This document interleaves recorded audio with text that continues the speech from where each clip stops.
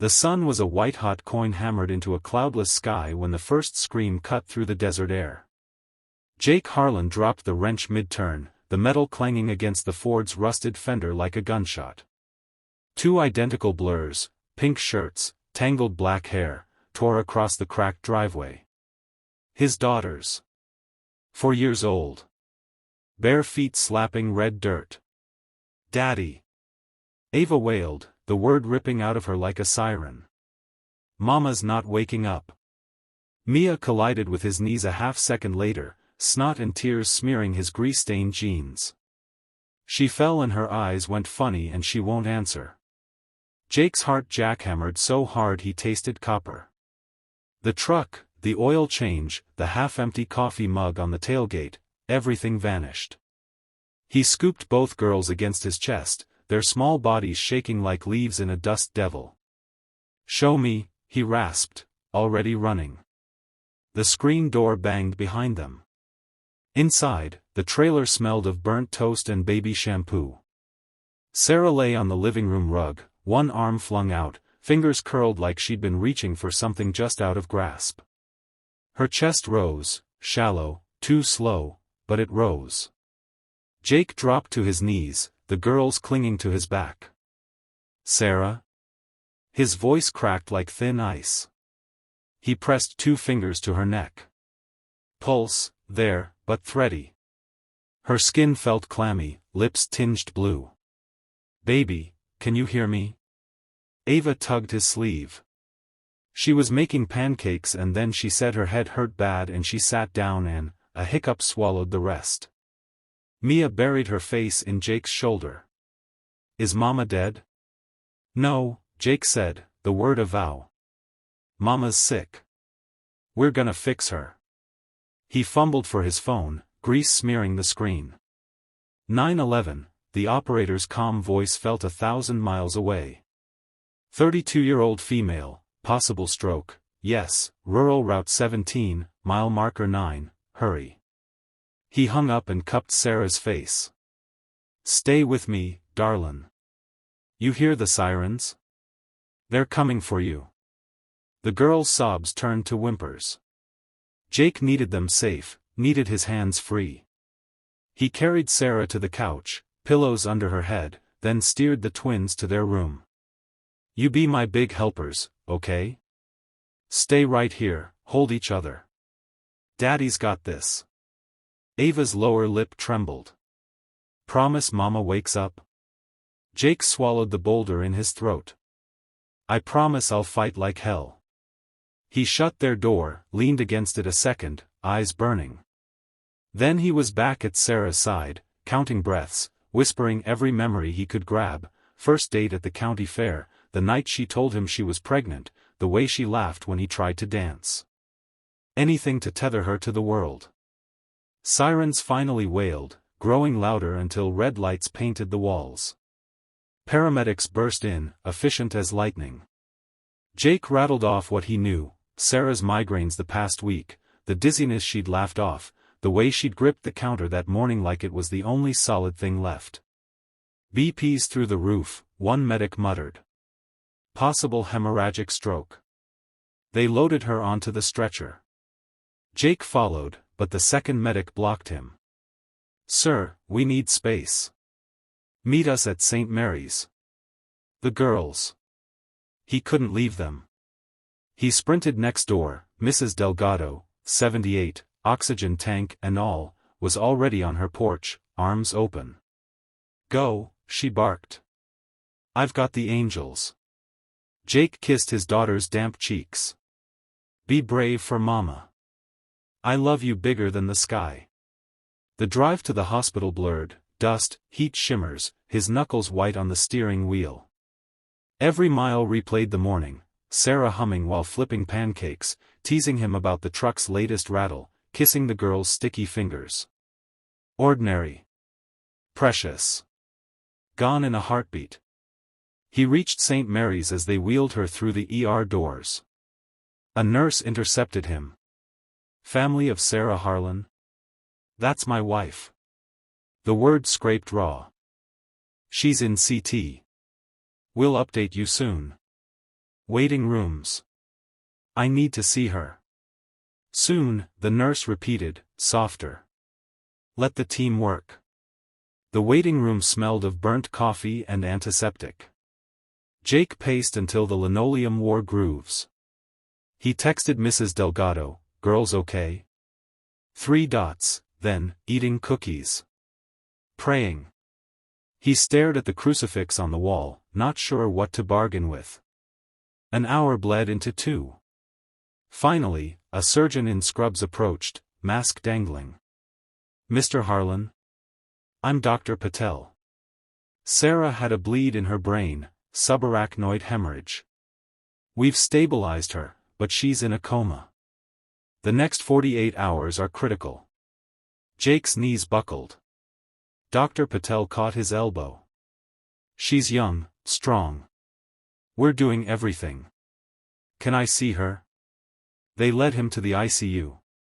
Sarah looked impossibly small under the tangle of tubes and wires.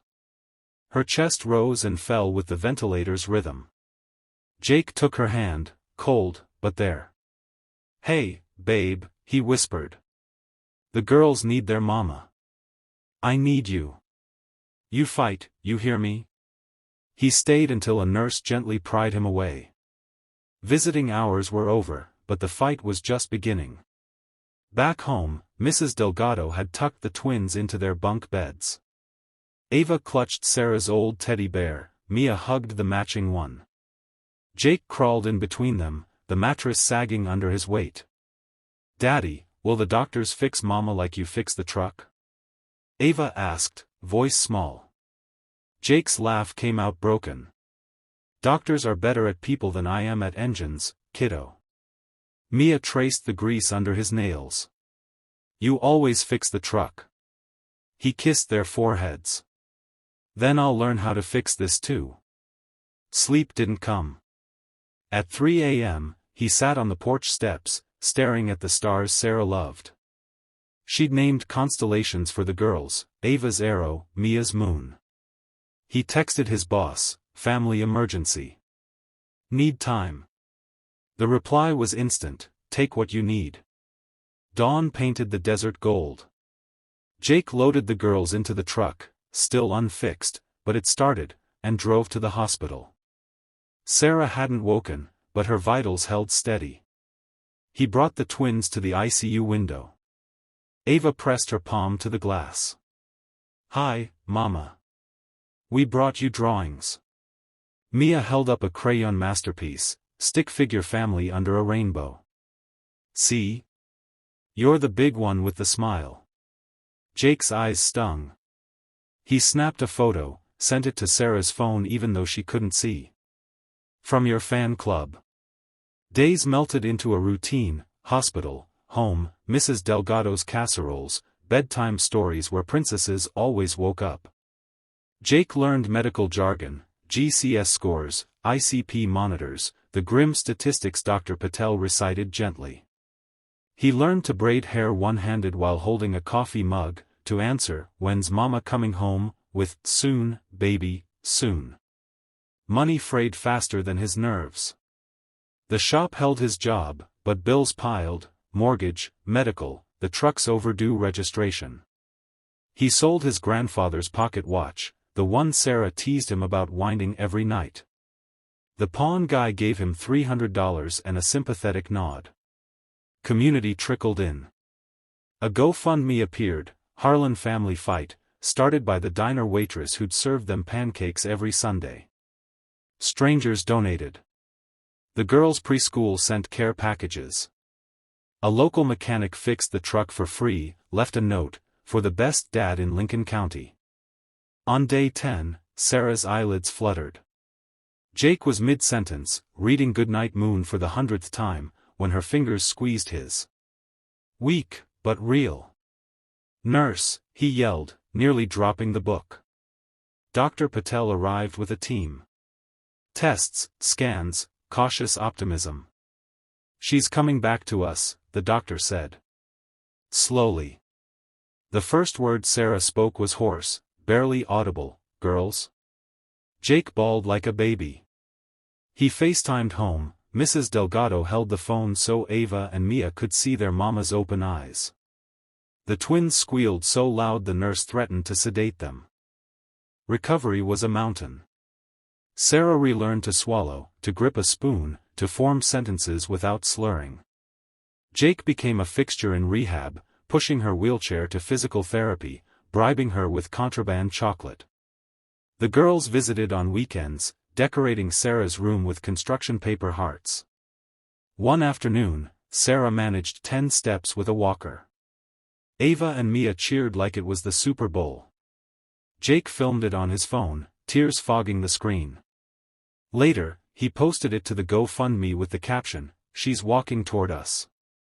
Insurance fought them on coverage. Jake spent nights on hold, voice raw from arguing. A hospital social worker connected them to a nonprofit that covered the gap.